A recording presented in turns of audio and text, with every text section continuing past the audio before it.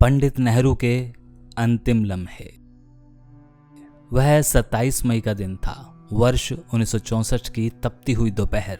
30 जनवरी 1948 की शाम के बाद पहली बार एक विशाल देश के लगभग 48 करोड़ लोगों को एक झटका सा लगा। वह शख्स जिसे प्यार करने वाले प्रशंसक भी करोड़ों थे और आलोचक भी करोड़ों, उस दिन वह दोपहर 2 बजे के बाद दम तोड़ गया था। उस दिन लगभग सुबह 6:25 पर देश के प्रथम प्रधानमंत्री पंडित नेहरू को छाती में तीखे दर्द की शिकायत हुई और वह एकाएक बेहोश हो गए। तत्काल 3 वरिष्ठ डॉक्टर बुलाए गए। 6 माह पूर्व पंडित नेहरू को दिल का एक दौरा पड़ा था, लेकिन सही समय पर डॉक्टरी हस्तक्षेप से उनकी स्थिति शीघ्र ही सुधर गई थी। इन्हीं 3 डॉक्टरों ने तब भी उन्हें संभाला था। तब से प्राय नियमित रूप से प्रधानमंत्री के स्वास्थ्य की जांच होती रहती थी। वही तीनों विशेषज्ञ इस बार भी मौजूद थे, लेकिन नेहरू पर उनके किसी भी उपचार का कोई प्रभाव नहीं हो रहा था। उनके अनुसार नेहरू को अंदरूनी तौर पर हैमरेज हुआ था, दिल का दौरा भी था और पक्षाघात भी हुआ था। उसी दिन संसद का 1 सप्ताह का सत्र भी शुरू हुआ था। संसद को सूचित कर दिया गया कि प्रधानमंत्री अचानक अस्वस्थ हो गए थे और उनकी स्थिति अत्यंत गंभीर थी।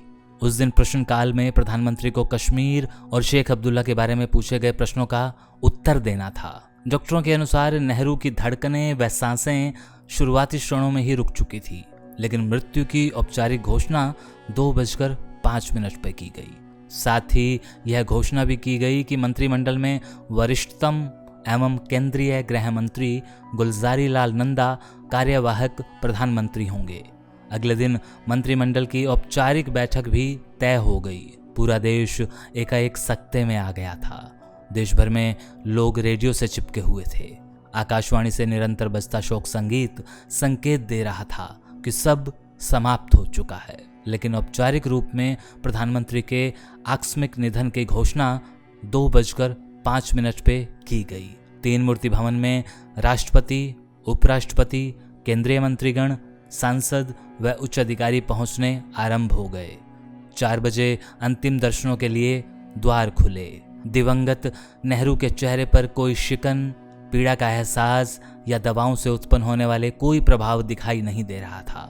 ऐसा लगता था मानो शांत निद्रा में हो। ऐसा भी कोई संकेत नहीं मिल पा रहा था कि दिवंगत एक वयोवृद्ध राजनेता था। अंतिम दर्शनों के लिए आने वालों के चेहरे पर अविश्वास, गहरे अवसाद, तनाव की रेखाएं मौजूद थी। फिलहाल कोई भी इस आकस्मिक निधन एवं नियति के उस क्षण को आसानी से स्वीकार नहीं कर पा रहा था। जो शख्स आधी सदी के लगभग गांधी व जिन्ना के अलावा पूरे उपमहाद्वीप का एकमात्र प्रमुख केंद्रीय चरित्र बना रहा था, उसका एकाएक राष्ट्रीय जिंदगी से गायब हो जाना सबके लिए अविश्वसनीय था।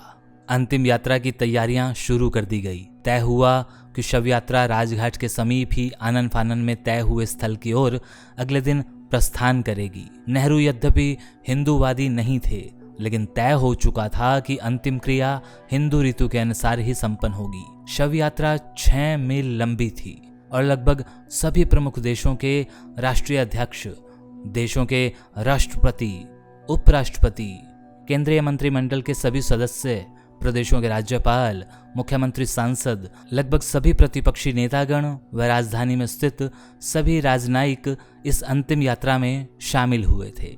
सेना के तीनों अंगों ने राष्ट्र के इस महान और संभवतः सर्वाधिक प्रिय नेता को अंतिम सलामी दी।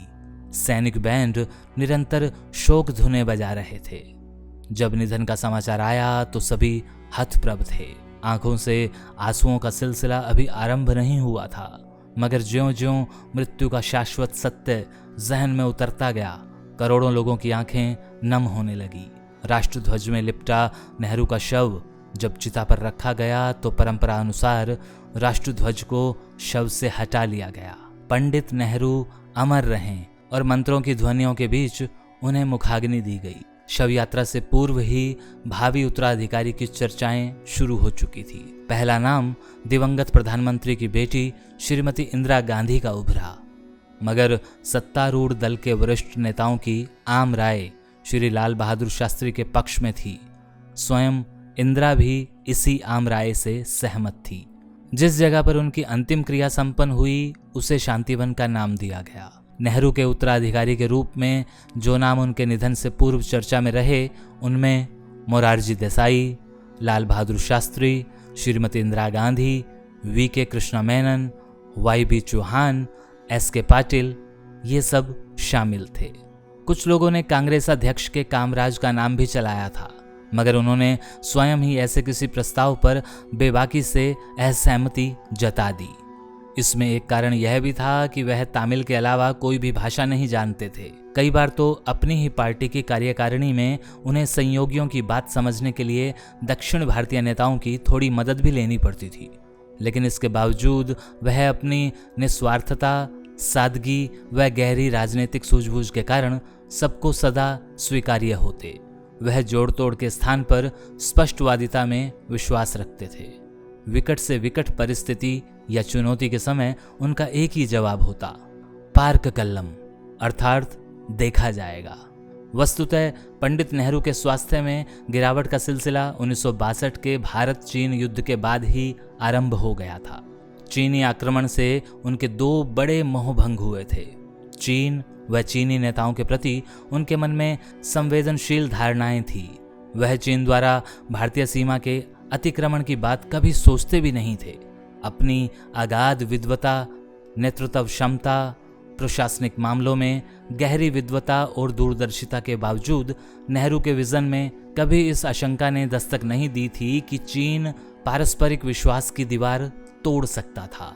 उनका दूसरा मोहभंग अपने प्रतिरक्षा मंत्री कृष्णा मेनन को लेकर था। वह मेनन के प्रशंसक भी थे, लगाव भी था, और 1962 से पूर्व तक हर अवसर पर वह मेनन के लिए प्रतिपक्षी हमलों के सामने ढाल बन जाते। लंदन में उच्चायुक्त पद पर मेनन की नियुक्ति का भी कड़ा विरोध हुआ था, लेकिन नेहरू उस नियुक्ति पर अड़ गए थे। वहां मेनन विवादों में घिरे तो भी नेहरू ने सदा सांसद व मीडिया के समक्ष मेनन का बचाव लिया। नेहरू ने एक बार P.N. हक्सर के साथ एक निजी भेंट में स्वीकार किया था कि वह प्रधानमंत्री पद पर रहते हुए अतीत की कुछ घटनाओं के आघातों से कभी भी मुक्त नहीं हो पाए थे।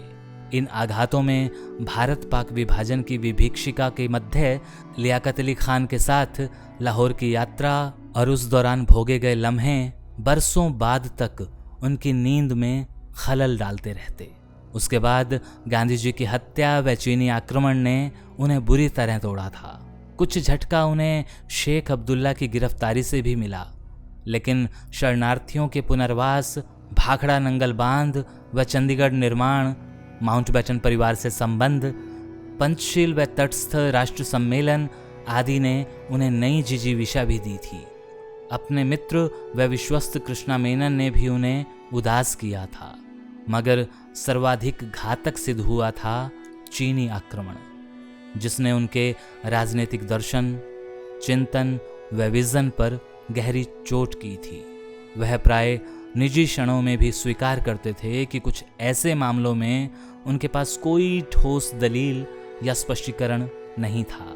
वह कई बार ऐसा महसूस करते मानो इतिहास के सामने शर्मिंदा हो रहे हों।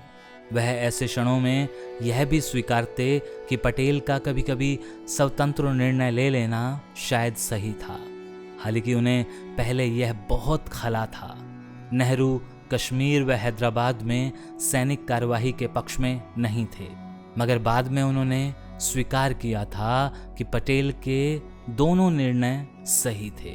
और हमेशा की तरह ये आर्टिकल भी डॉक्टर चंद्र त्रिखा की कलम से, लेकिन किताब का नाम इस बार अंतिम लम्हे है। अंतिम लम्हे में और भी बहुत सारे राजनेताओं के अंतिम लम्हों का जिक्र है, जिसमें लियाकत अली खान, जिन्ना, नेहरू, गांधी, माउंटबेटन, पटेल, शास्त्री और रेडक्लिफ। इन सब के अंतिम लम्हे भी कैसे गुजरे वो आपके सामने ज़रूर रखूँगा। शुक्रिया।